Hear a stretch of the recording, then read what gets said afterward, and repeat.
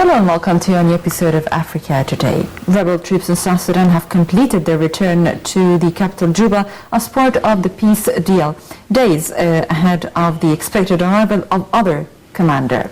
Ceasefire monitors said Monday that 1,370-strong force of soldiers and police were flown to Juba to ensure security for rebel chief Riek Machar, named as vice president in February, who is due to arrive in Juba next week. Details in the following report.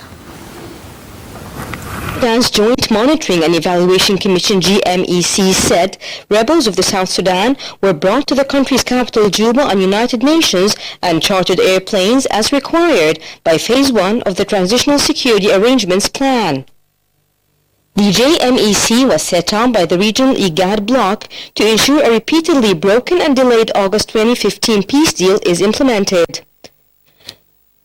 Rebel leader Riek Machar has said he will arrive in Juba on April 18 to form a unity government with President Salva Kiir, returning for the first time since he fled the capital in December 2013 when civil war broke out. However, rebel spokesman Mobior Garang on Sunday accused hardliners in the government of trying to undermine the peace process, including boosting government troop numbers in the capital.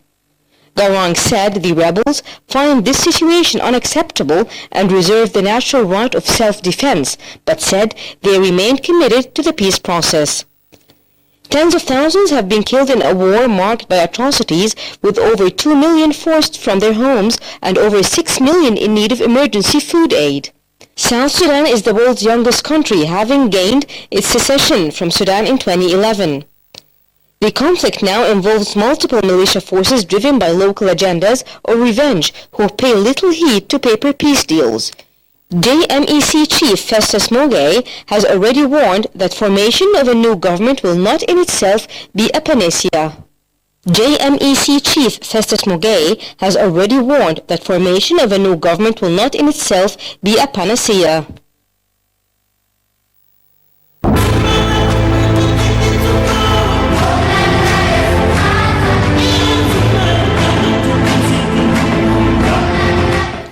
And moving to Darfur, where a 3-day referendum on permanent administrative status of Darfur began on Monday and is to end today amid a rebel boycott.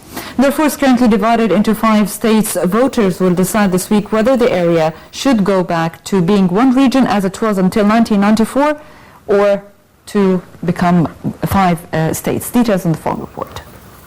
Polls opened across Sudan's conflict-hit Darfur on Monday in a referendum on whether to keep its 5 states or unite them into a single region despite rebels boycotting and international criticism.